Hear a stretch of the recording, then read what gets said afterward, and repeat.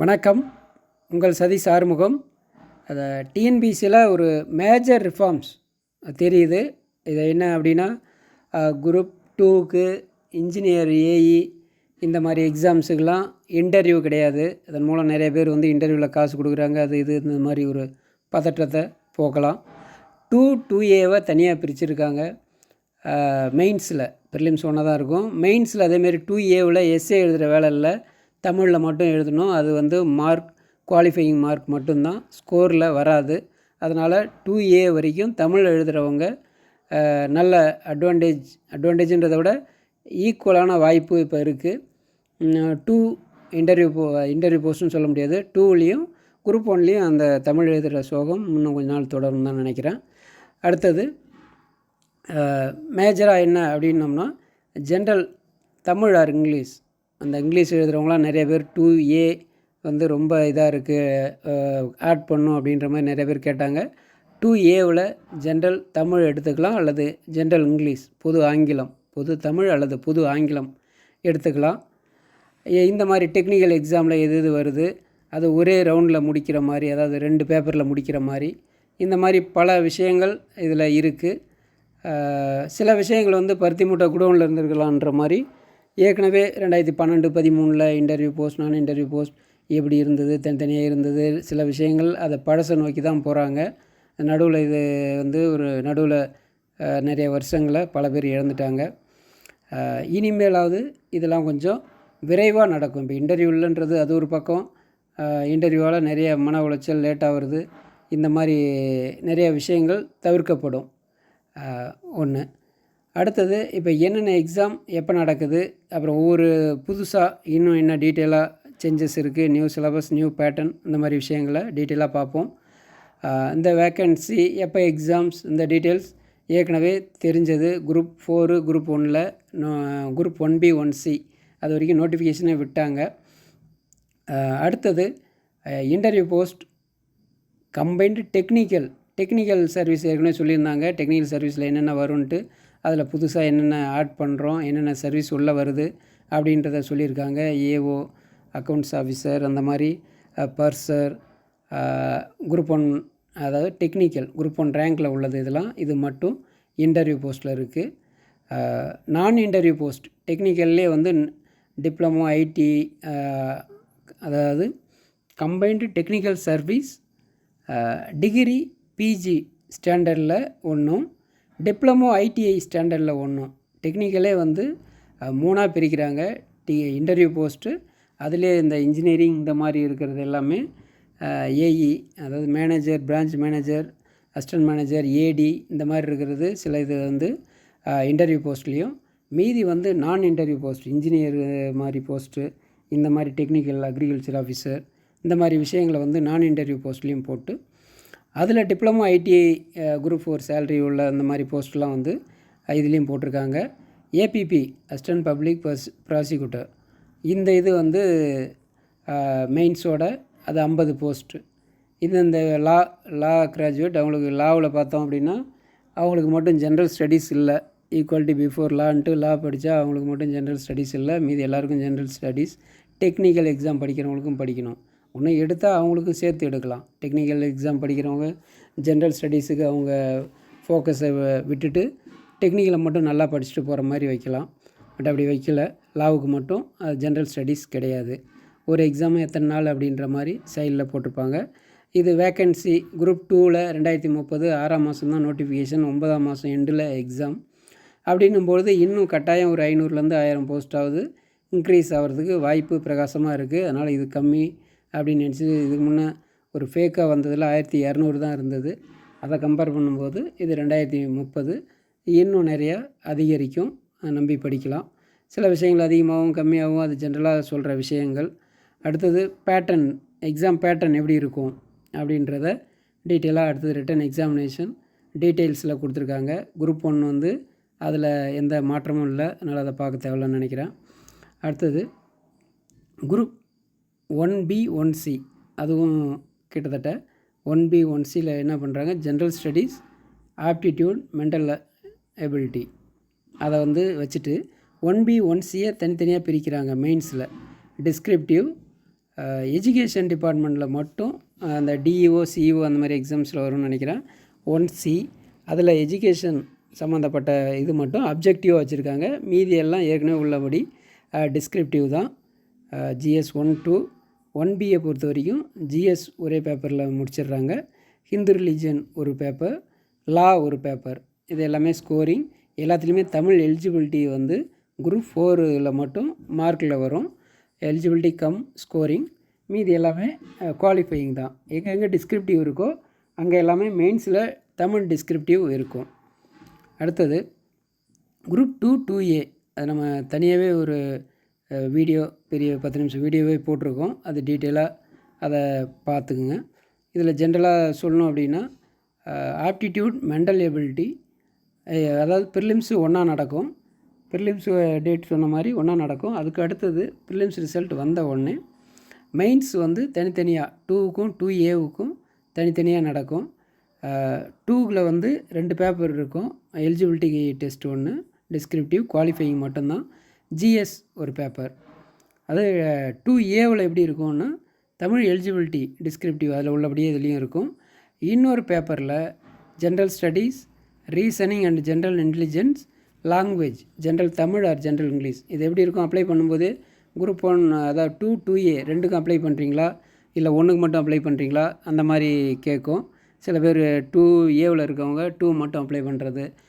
Clear ஆன பிறகு 2 பேரும் 2 எக்ஸாமும் எழுதுகிற மாதிரி இருக்கும். அதாவது தேவையானவங்க ஒரு 2க்கும் அப்ளை பண்ணவங்க பாஸ் ஆனாங்க அப்படின்னா 2 எக்ஸாம் எழுதுகிற மாதிரி இருக்கிறதால வெவ்வேறு டேட்டில் மெயின்ஸ் இருக்க வாய்ப்பு இருக்குது.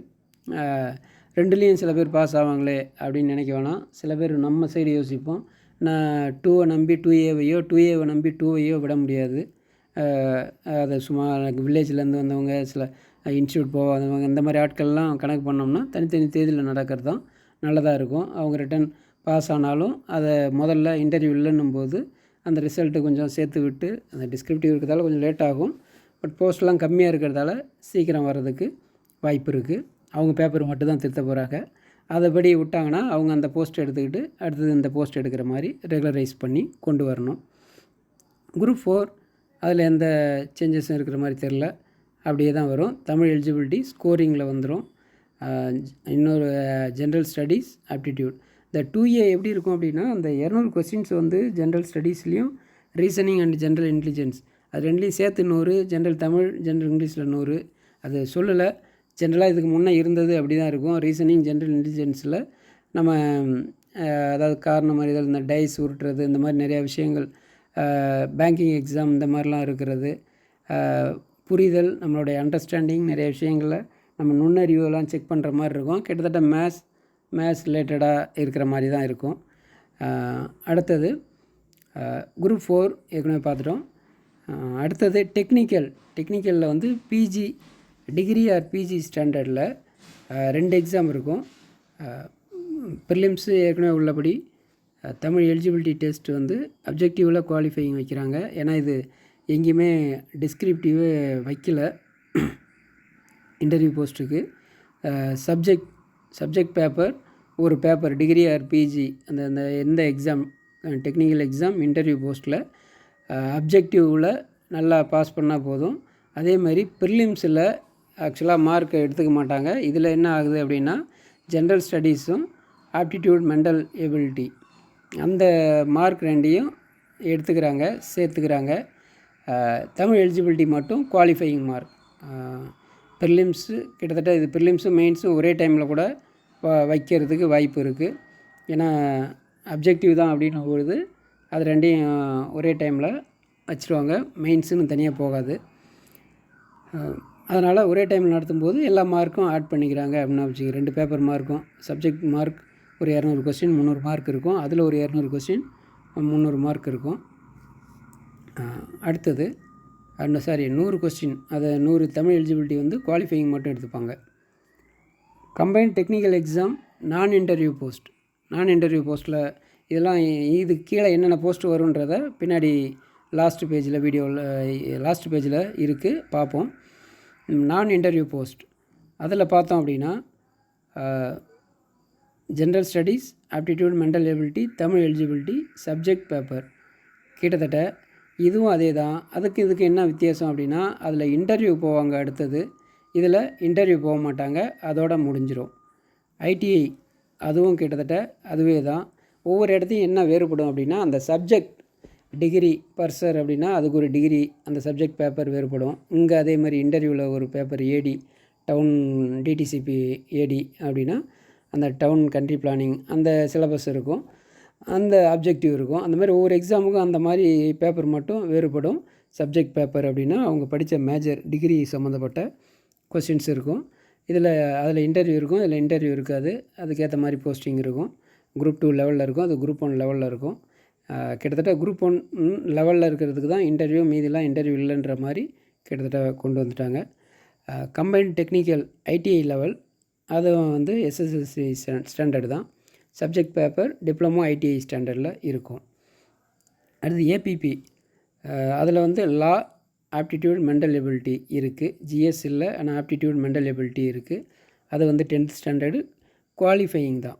லா ப்ரிலிம்ஸ் வந்து லாவும் ஆப்டிடியூட் மென்டல் எபிலிட்டியும் பார்த்தோம் அப்படின்னா குவாலிஃபையிங் மட்டும்தான். அதை எடுத்துகிட்டு அப்படியே மெயின்ஸ் 5 பேப்பர் இருக்குது.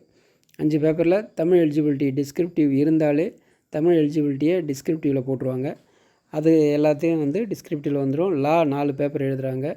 இவங்களுக்கு வேறு ஜிஎஸ்ஓ இல்லை வேறு எதுவுமே எழுதுகிற வேலை இல்லை. ஆப்டிடியூட் ப்ரிலிம்ஸில் பாஸ் பண்ணாங்கன்னா போதும்.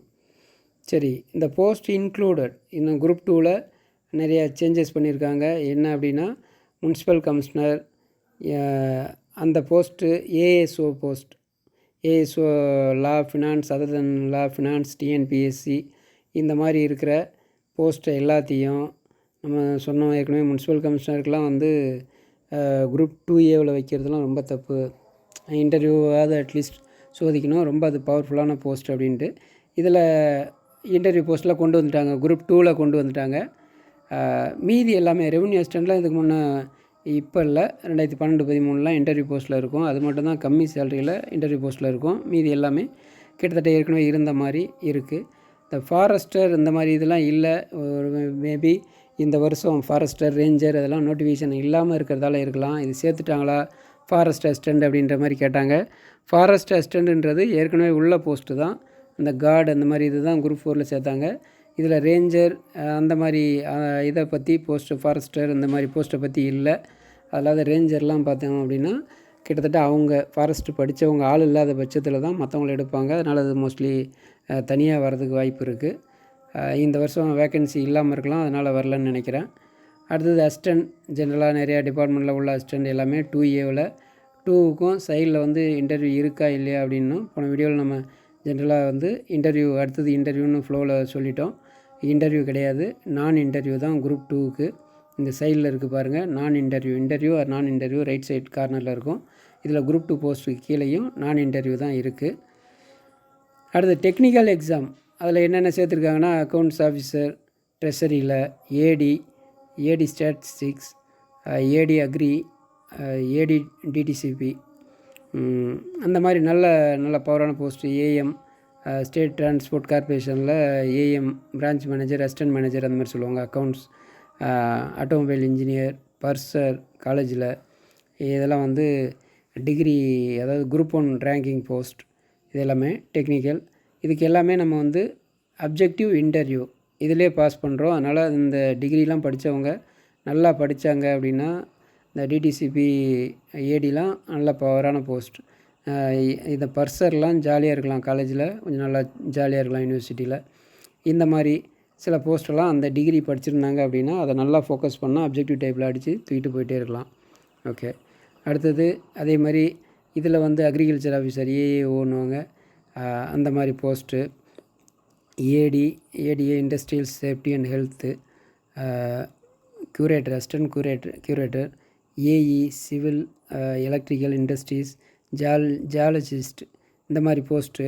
இந்த மாதிரி இது எல்லாமே வந்து டெக்னிக்கலில் கொண்டு வந்துட்டாங்க. இதுவும் பார்த்திங்கன்னா இன்டர்வியூவும் கிடையாது, ஒரே அப்ஜெக்டிவ் டைப் தான். இது வந்து கிட்டத்தட்ட குரூப் 2 இன்டர்வியூ போஸ்ட்டு, நல்ல போஸ்ட் லெவலில் ரேங்கிங்கில் இருக்கிற போஸ்ட் இதெல்லாம். அடுத்தது டிப்ளமோ இந்த ரேங்கில் உள்ள போஸ்ட் என்னென்ன புதுசாக ஃபீல்டு சர்வேயர் இந்த மாதிரி சில போஸ்ட்லாம் அது கீழே கொண்டு வந்திருக்காங்க. ஓவர்சீர், இந்த மாதிரி போஸ்ட் சூப்பர்வைசர். அதுக்கு அடுத்தது சிலபஸ், இப்போ இந்த ஒன்றுக்கு சிலபஸ் அந்த மாதிரி விஷயங்கள் அப்டேட் பண்ணியிருப்பாங்க, இல்லை நோட்டிஃபிகேஷன் அப்போ அப்டேட் பண்ணுவோன்ற மாதிரி சொல்லியிருக்காங்க. இன்னும் அப்டேட் ஆகலைன்னு நினைக்கிறேன். ஒரு நோட்டிஃபிகேஷன் வரும்போது அந்த பேட்டர்ன் இந்த மாதிரி விஷயங்கள்லாம் சொல்லுவாங்க. வேக்கன்சிஸ் நிறையா இருக்குது. ஒரு குரூப் 2 வரைக்கும் இன்டர்வியூ குறித்து பயம், பணம், அது இது இந்த மாதிரி பயம் இல்லை. அப்ஜெக்டிவை பொறுத்த வரைக்கும் இன்னொன்று திருத்துறவங்க கையிலையும் இல்லை, நம்ம கையில் தான் இருக்குது. குரூப் 1 குரூப் 4 நல்லா படிங்க. மிஸ் ஆனால் குரூப் 2Aவில் ஸ்டேட் ஃபஸ்ட்டு நீங்கள் தான். இதுலேயே மிஸ் ஆகக்கூடாது. இதுலேயே நல்லா பண்ணீங்க அப்படின்னா தான் அதில் ஒரு உறுதி செய்யப்பட்ட வேலை கிடைக்கும். அதனால் சும்மா நெகட்டிவ் ஃபோர்ஸஸை விட்டுட்டு நல்லா ப்ரிப்பேர் பண்ணுங்கள். All the best. வெற்றி நமதே, வேலை நமதே, நாளையும் நமதே.